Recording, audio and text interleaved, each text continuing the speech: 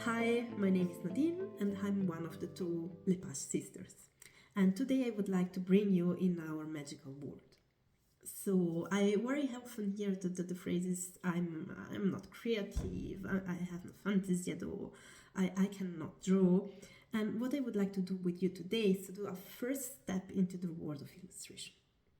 So what we will do today is to prepare some backgrounds that you can use then to prepare some cards or use for a collage.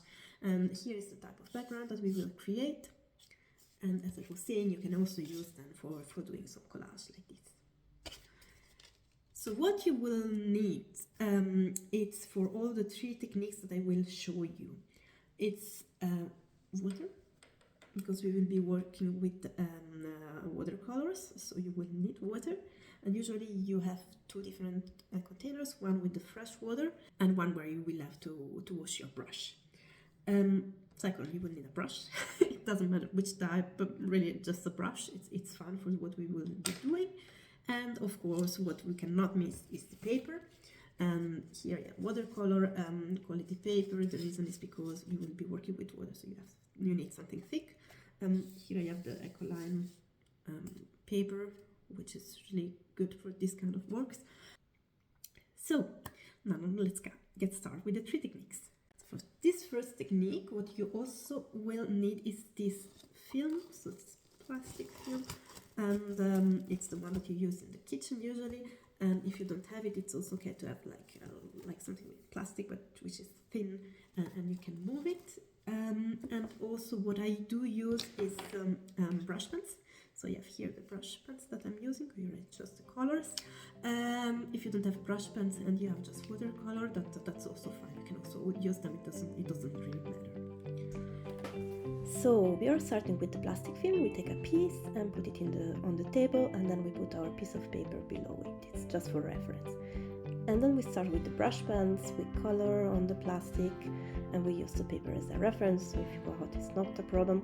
And we just fill everything with the color. So here I have this pink violet hue and a little bit of yellow.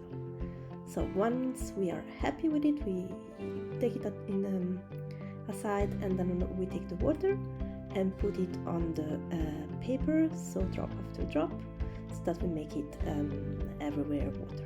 When we are happy with it, we can take our film and put aside with the ink, with the watercolor on the paper, on the water.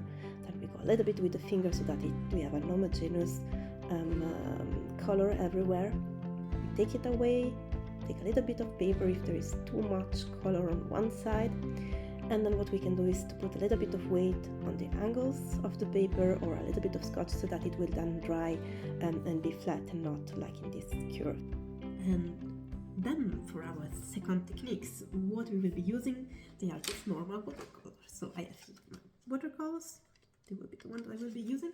And if you don't have, you just have brush pens, that's also fine. What you can do is take like a plate, and then you can just go with your brush pen, let a little bit of color there, and then take the water with the brush and take it on the paper.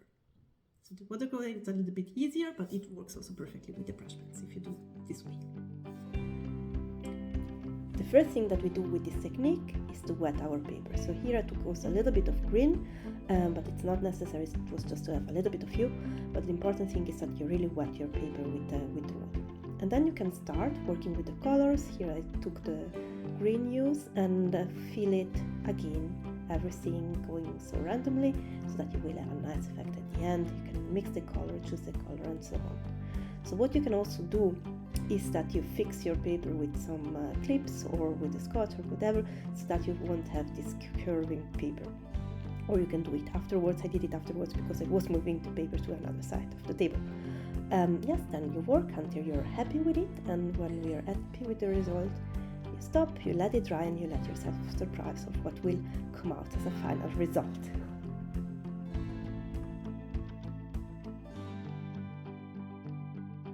And the last one for today.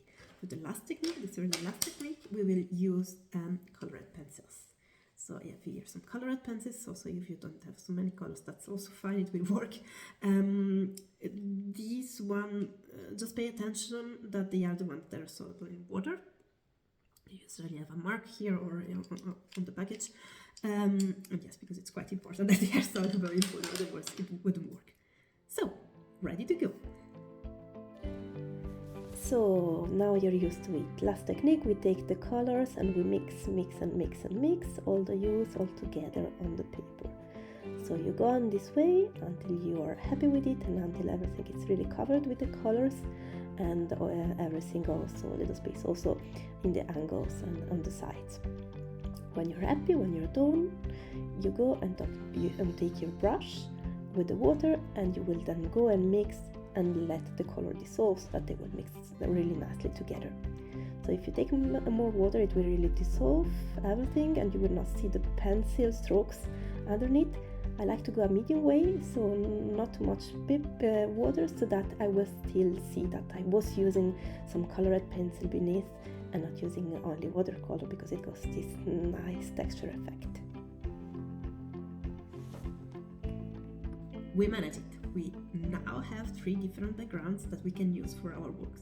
So you can use it to make cards, you can use it to make collage, and if you want to have some more ideas on what you can do with them, you can also follow us on Instagram, and we are posting ideas and short videos what you could do and how you could do. If you would like to have like this kind of characters that you want to put on it, just drop us a message, a comment on the post where you like, where you see the character that you like, and we will be glad to send it to you as a PDF. Lastly, if you liked the video, just give us a like, and don't forget to subscribe to our channel. Bye, thank you.